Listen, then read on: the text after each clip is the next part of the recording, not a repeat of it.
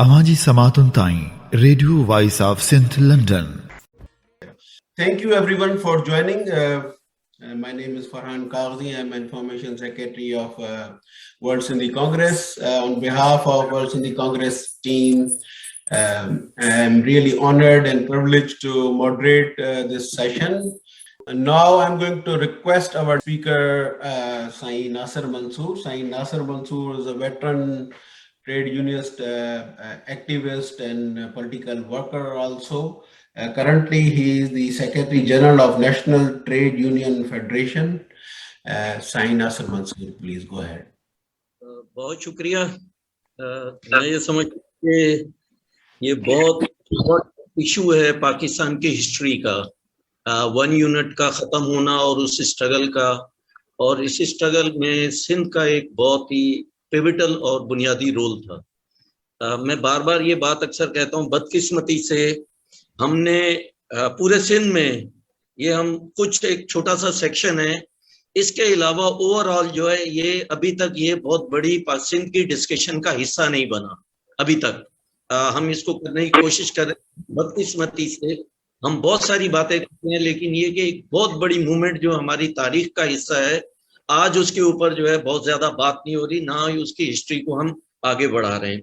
हम ये समझते हैं कि ये अभी जो कुछ है, बुनियादी तौर पे जैसा भी डेमोक्रेटिक ऑर्डर है और कहीं इस मुल्क में जमहूरियत की जो बात हो रही है, इस मुल्क को फेडरेशन बनाने की जो बात हो रही है, कॉन्स्टिट्यूशन में जो 18th अमेंडमेंट कि ये वही वन यूनिट के खिलाफ जो मूवमेंट थी, ये उसके हासिलात हैं। और इस वक्त जो भी पॉलिटिकल पार्टीज हैं जो इक़्तिदार में बैठी हुई हैं, वो सिंध के अवाम की जो कौमी जद्दोजहद थी उसके नतीजे जो है उसके सारे हासिलात ले रहे हैं। लेकिन बदकिस्मती से मैं ये समझता हूँ, पाकिस्तान में थ्योरेटिकली हम ये समझते हैं कि कहा यह जाता है कि वन यूनिट खत्म हो गया, लेकिन प्रैक्टिकली पाकिस्तान में आज भी यूनिटरी फॉर्म ऑफ गवर्नमेंट है, पाकिस्तान में आज भी सेंट्रल गवर्नमेंट है, पाकिस्तान में भी आज एक सूबे की किसी ना किसी तरीके से यहाँ पे डोमिनेंस मौजूद है।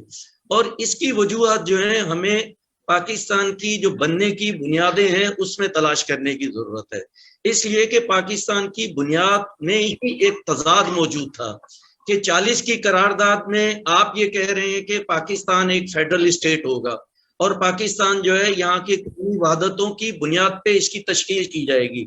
लेकिन जब आप लोगों में जाते हैं, अवाम में जाते हैं, तो आप मजहब का इस्तेमाल करते हैं। आप ये कहते हैं कि इंडिया में दो कौमें हैं, मुसलमान और हिंदू, और मजहब की बुनियाद पे आप लोगों को तकसीम करते हैं और एक बड़ी नफरत की बुनियाद पे आप जो है एक खित्ते को जो है एक आप नई शक्ल देते हैं और उसका ज्योग्राफी चेंज करते हैं, और ज्योग्राफिया चेंज करने के लिए आप मजहब का इस्तेमाल करते हैं, और उस इस्तेमाल को जो नैरेटिव आप देते हैं, जो बयानिया आप देते हैं, उसको खुद मोहम्मद अली जिन्ना 11 सितंबर की अपनी तकरीर में उसको रद्द करता है। लेकिन वो रद्द करना जो है, जो नफरत आप फैला चुके थे, रियासत जिस तरीके से वजूद में आ चुकी थी, उसने जो है इवन जिन्ना के जो तकरीर की बुनियाद पे रद्द की हुई बात को नहीं एक्सेप्ट किया, बल्कि उसने करारदाद मकासद से वो जो बात थी उसको ज्यादा मुस्तहकम किया, और उसी को इस्तेहकाम देने की बुनियाद पे आज हम ये देखते हैं कि इस मुल्क के अंदर यूनिटी इन डाइवर्सिटी, कौमों के यूनिटी, इस बसने वाली कौमों की यूनिटी की बुनियाद पे इस वफाक को तस्लीम नहीं किया जाता। इसके लिए जिसने बात की उसको तकालीफ से गुजरना पड़ा, और उसके लिए हम ये देखते हैं कि बांग्लादेश के अंदर बनने से पहले शुरू में जो उन्होंने कहा कि बंगाली भी एक कौमी जुबान होगी, जिन्ना ने उसकी मुखालफत की और उसका नतीजा ये निकला कि वहाँ ब्लड शेड हुआ, और उसके नतीजे के अंदर कौमी तहरीक को और नई शक्ल में मिली। हमारे यहाँ भी यही हुआ कि रियासत जिस बुनियादों पे तश्कील पाई थी उसका नतायज ही ये निकलने थे कि यहाँ पे एंटी डेमोक्रेटिक फोर्सेस ताकतवर होती, मजहब को इस्तेमाल करती, जुबान को इस्तेमाल करती। उन्होंने कहा एक मजहब है वो इस्लाम होगा, एक कुरान है, एक नबी है, एक जो है हमारी उर्दू जुबान है। इसकी बुनियाद के ऊपर जो है तमाम वो डाइवर्सिटी को उन्होंने रोकने की कोशिश की। जैसे एजाज साहब ने ये कहा कि यहाँ पे वन यूनिट की बुनियाद तो उसी दिन आपने डाल दी थी जब सिंध से आपने कराची को अलग किया, और इसकी कराची का अलग करना सिंध की डेमोग्राफिक कंपोजिशन को चेंज करने का एक रास्ता उसने खोला। 1902 में भी आप ये देखिए कि जब यहाँ पे बैराज बने तो एक बहुत बड़ी माइग्रेशन यहाँ हुई। 1947 में जब ये मुल्क बना एक बड़ी माइग्रेशन हुई। फिर ये कि जो ये आपने इसको कैपिटल बनाया तो कैपिटल की बुनियाद पे तमाम सूबों से लोग यहाँ पे आना शुरू हुए। इसके बाद जब मार्शल लॉ लगा यहाँ पे, उस मार्शल लॉ और जो है फौजियों को आपने 65 की लड़ाई लड़ी है, आपने 71 की लड़ाई लड़ी है, आपको जमीनें जो है सिंध की जरखेज जमीनें वहां दी गई, उसके नतीजे में माइग्रेशन यहाँ पे 1978 का जो अफगान रेवोल्यूशन हुआ उसके खिलाफ अमेरिका, बरतानिया, पाकिस्तान की स्टैब्लिशमेंट और यहाँ की मजहबी पार्टियों ने उसके खिलाफ जो जिहाद किया, उसके नतीजे में जो माइग्रेशन हुई और जिन लोगों को रोका गया वो सारे सिंध के अंदर यहाँ पे माइग्रेट होके यहाँ पे आए। उसके बाद जो आप वार ऑन टेरर की जो बात की, अमेरिका की मदद से जो आपने जिहादियों के खिलाफ सो कॉल्ड आपने जो आपने उनके खिलाफ लड़ाई लड़ी, ज़रब-ए-आज़ या जितनी इस तरह की स्कीम्स जो आपने वो की, उसके नतीजे में जो ट्राइबल एरिया से माइग्रेशन हुई उसका भी सबसे बड़ा इम्पैक्ट जो है वो हम ये देखते हैं कि सिंध के अंदर पड़ा। तो सिंध के अंदर जो उसकी डेमोग्राफिक कंपोजिशन का तब्दील होना, सिंध के जो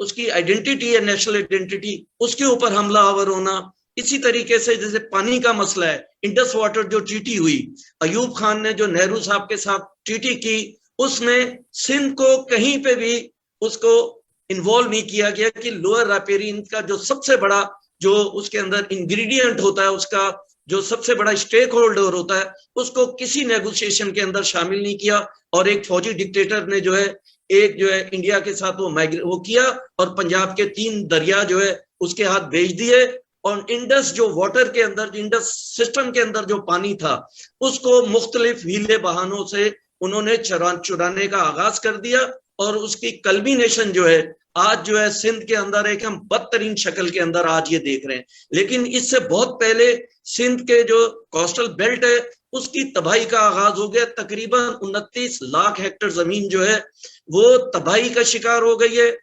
लाखों लोग जो है माइग्रेशन कर रहे हैं।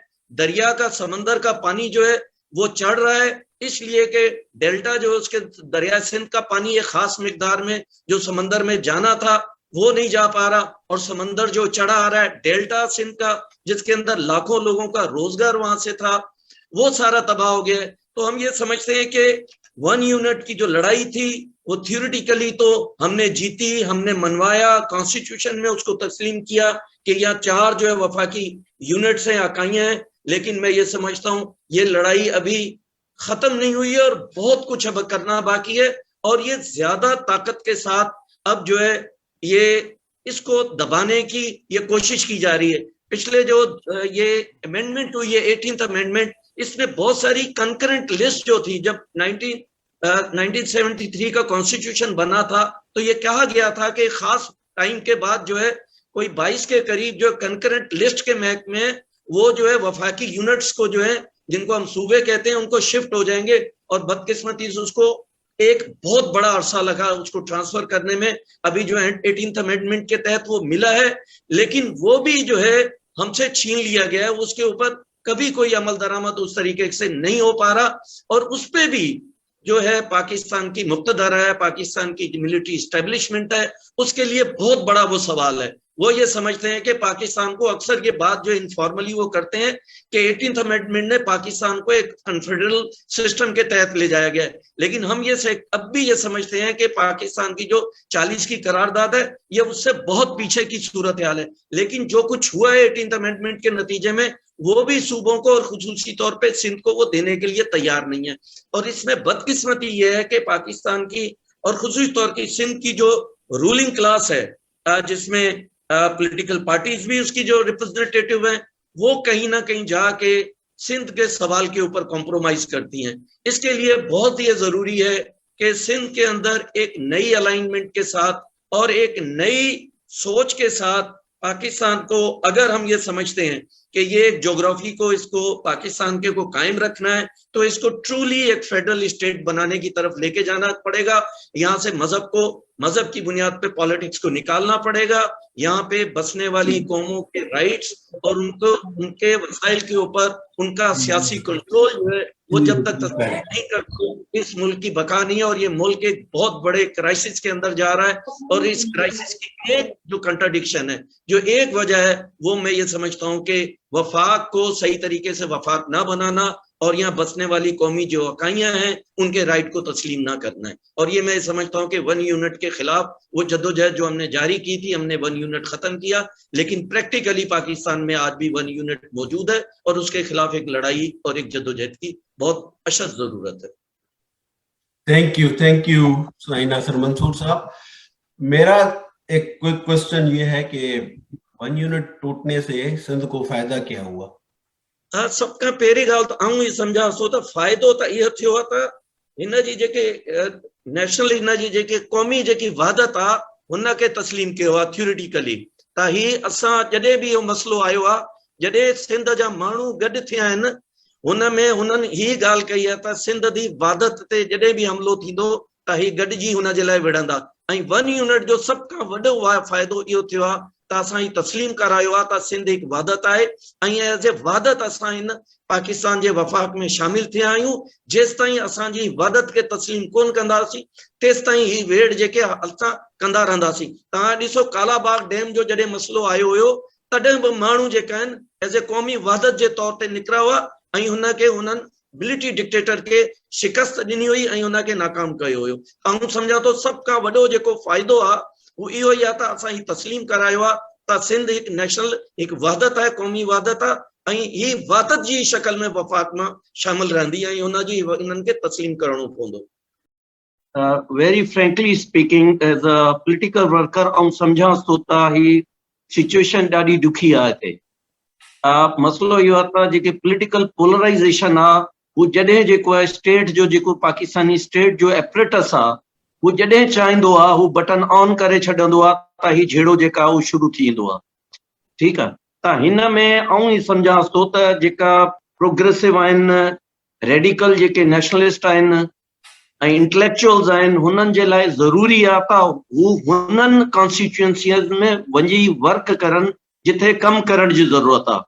ही लैंग्वेज बेसिस ते जेका दोस्त डिवाइड थियल आहिनि त हू हुननि खां निकिरण जी ज़रूरत आहे। जेके क़ौमी तहरीक आहे हुन जे लाइ वॾो फर्ज़ु आहे त अर्बन एरियाज़ में जॾहिं असां चवंदा आहियूं त ही सिंध असांजो वतन आहे त हिन में रहंदड़ जेका आहिनि मुस्तक़िल रहंदड़ आहिनि हुननि में वञी डिबेट जो आगाज़ करण जी सभ खां वॾी ज़रूरत आहे। स्पेशली कराची ऐं हैदराबाद में असांजे लाइ ज़रूरी आहे त असां गॾिजी कुझु शयूं कयूं ऐं माण्हुनि में जेके मुंझायल आहिनि ऐं जॾहिं चाहींदी आहे स्टेट हिननि खे इस्तेमालु कंदी आहे, हिते पार्टियूं वेठियूं आहिनि जिन्हनि जा इंट्रस्ट आहिनि, हू ई सभु कुझु कंदियूं आहिनि, हो ऐं हुननि खे रोकण जे लाइ आऊं सम्झां थो त ही जेका अर्बन आहे सिंध हुन में असांखे वधीक कमु करण जी ज़रूरत आहे। ही मुंहिंजो चवणु आहे। ऐं सिंध जी वहदत खे बचाइण जे लाइ सभ खां वधीक जेको कमु आहे उहो हिते ई करण जी ज़रूरत आहे ऐं हुन ते दोस्त कमु कनि पिया ऐं हुन जो मोट मिले पई। जॾहिं असां ठीकु ऐं प्रिंसिपल ॻाल्हि कंदा आहियूं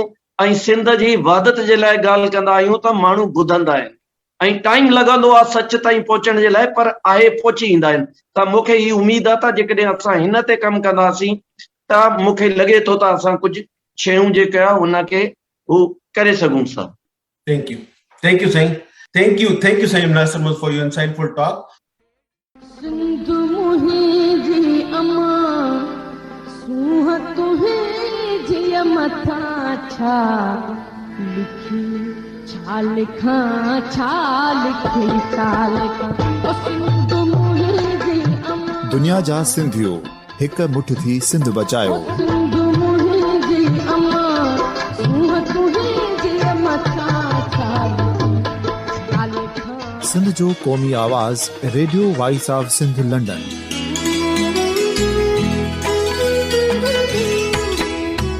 radio voice of Sindh London पंहिंजी नशरियात में सिंध जी सियासत, समाज, इक़्तिसादियात, तारीख़, क़ौमी उमंगुनि ऐं इख़्लाक़ियात मुतलिक़ सिंध जी हक़ीक़ी तर्जमानी कंदे प्रोग्रामनि खे असराइतो बणाइण लाइ सिंध जे घण घुरनि ऐं धरतीअ सां प्यार कंदड़ अदीबनि, दानिशवरनि, सहाफ़ियुनि, उस्तादनि, वकीलनि ऐं हर तबिके जे मानवारनि सजणनि खे सिंध में शऊरी इनकलाब लाइ सहकार जो सॾु ॾियूं था।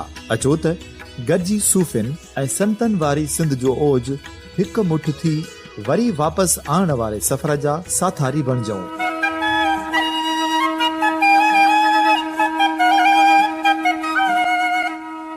हिकु नए सुबुह जी शुरूआत जो पड़ाॾो घर घर, ॻोठ ॻोठ ऐं शहर शहर ताईं पहुचायो।